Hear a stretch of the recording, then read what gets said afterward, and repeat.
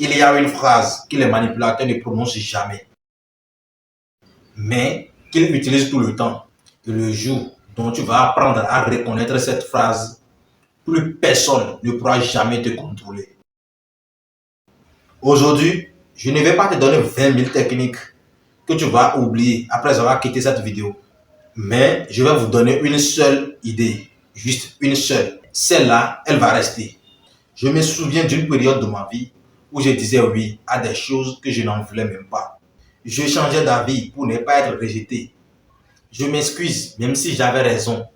Je ne comprenais pas pourquoi je sentais si vide après certaines conversations. Et ce n'est que plus tard que j'ai compris cela.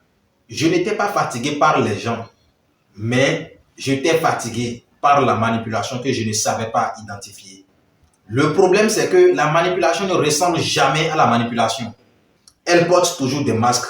Et ça se joue dans l'amour, dans l'amitié, même dans les religions. Et c'est pour ça qu'elle marche. Sinon, si elle se présentait telle qu'elle est, personne ne tombera jamais dedans. Et c'est exactement ça aussi que pour la reconnaître, il faut un entraînement. Pas de la chance, mais un entraînement concret. Et peut-être disait, ce ne sont pas les choses qui nous tremblent, mais l'opinion que nous avons. Le manipulateur ne contrôle pas les faits. Il contrôle votre opinion des faits. Et une fois qu'il contrôle votre opinion, il contrôle vos actions. Et aujourd'hui, je vais vous donner 5 signes pour les remarquer rapidement le plus possible. Signe numéro 1, la culpabilité déguisée en amour. Vous savez, un manipulateur ne dit jamais « je vais vous contrôler ». Mais plutôt il dit « je fais ça parce que je t'aime ». L'amour ne demande jamais de sacrifice en échange de votre dignité. Signe numéro 2, le silence punition. Lui, il arrête de parler, pas parce qu'il est blessé, mais pour vous faire courir après lui. Le vrai silence guérit, mais le silence punition cherche à vous affaiblir. Signe numéro 3, la comparaison constante. Les autres feraient ça pour moi. Cette phrase-là n'a qu'un seul but. Et ce but-là, c'est de vous faire douter de votre propre valeur. Signe numéro 4, fausse urgence. Tu vas attendre, on va te dire, il faut décider maintenant, tout de suite là. Vous savez, la vérité prend toujours son temps. Mais seul le mensonge a besoin de vitesse pour ne pas être examiné. Et le signe numéro 5, le renversement des rôles.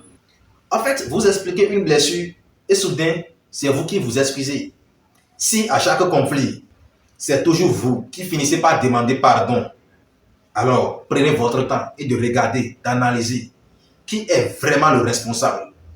Il y a un proverbe qui dit « Tant que les lions n'auront pas leur propre historien, l'histoire de la chasse glorifiera toujours le chasseur. Tant que vous ne racontez pas votre propre histoire, peut-être quelqu'un d'autre la racontera à votre place. Alors, voici 4 parties pratiques. 1.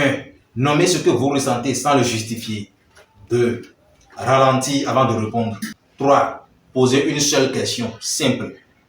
Exemple. Est-ce que cette personne respecte mes limites ou elle les teste? 4.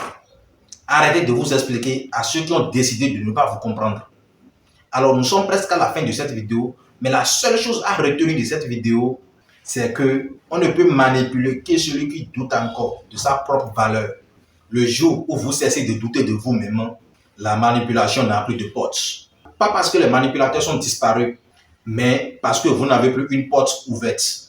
Je vous avais parlé au début de cette période où je disais oui à toute chose. Ce qui a changé, ce n'était pas d'apprendre ces 40 techniques de défense. C'est cette seule phrase que je viens de vous donner. Alors, nous sommes presque à la fin de cette vidéo. Si c'est la première fois que tu me suis, je t'invite à t'abonner, à liker la vidéo.